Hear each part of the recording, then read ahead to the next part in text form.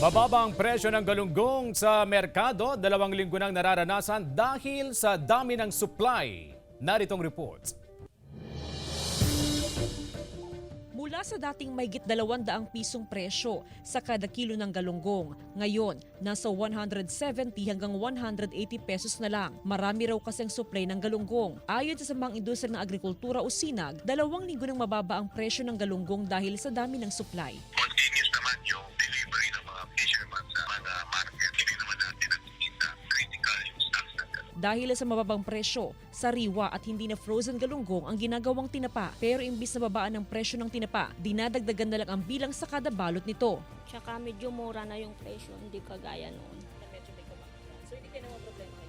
Opo. Ang maraming supply at mababang presyo ng galunggong, malaking tulong daw sa mga gumagawa ng tinapa. Araw-araw na kasi silang gumagawa ng tinapa mula sa dating 3 hanggang 4 na araw kada linggo. Dagdag sahod daw ito sa mga gumagawa ng tinapa. Para sa akin, malaki na rin itong natutulong na kahit dito lang sa barangay, marami na natutulong mga tao, mga kabataan na kahit kumikita, kahit hindi sila nakapagtapos ng pag-aaral. Ayon sa SINAG, posibleng magtuloy-tuloy hanggang sa mga susunod na buwan ang mababang presyo ng galunggong. Kasama si Daryl Peralta, Jasmine Gabriel Galban, One North Central Luzon.